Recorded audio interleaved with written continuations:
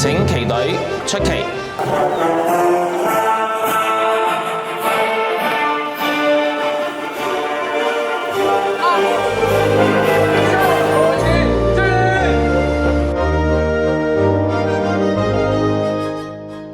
嗱，我哋咧喺升旗隊嘅選拔方面咧，有一個嚴格嘅制度嘅。當我哋係選入咗之後咧，我哋進行一連串嘅鍛鍊啦，定係會認識到咧我哋嘅國家啦，認識到國旗啊、國徽啊、國歌。同時咧喺個操練裏邊咧，透過一個步操啦，佢知道個紀律上嘅重要。佢知道咧個升旗隊已經係表住我哋嘅國家嘅。今年咧適逢係我哋香港回歸祖國29週年，同時咧亦都係中國共產黨咧建黨105週年，啱好咧喺個教育上咧係一個好嘅平台啦，係一個切入點，讓我哋可以將歷史文化、愛國主義情懷咧，就透過今年咧嚟到去將佢展現。祝願祖國富強昌盛，香港繁榮穩定。我最睇重嘅咧就係學生對國家同埋國旗嗰份敬畏嘅心啦。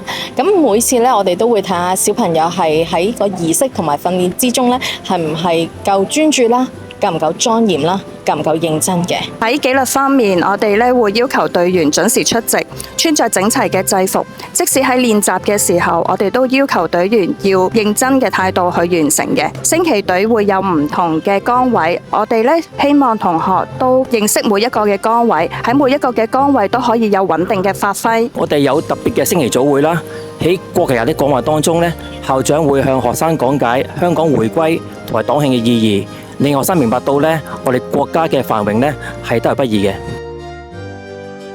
大家好，我係鳳溪第一小學升旗隊嘅旗手。因為最嚴格嘅要求係對國旗嘅尊重和保護，確保國旗係用以最正確嘅方法順利升上旗頂。大家好，我係鳳溪第一小學嘅升旗隊發令員。每當國旗升起嘅時候，國歌響起嘅時候，我就覺得好自豪，因為我係一個中國人。大家好，我係鳳溪第一小學升旗隊嘅隊長。對於香港回歸祖國29週年，我係好開心嘅。作為一個中國人，我日後我一定要出一份力報效祖國。我作為中國人，我感到自豪。希望國家越嚟越強，祖國繁榮昌盛，越嚟越好。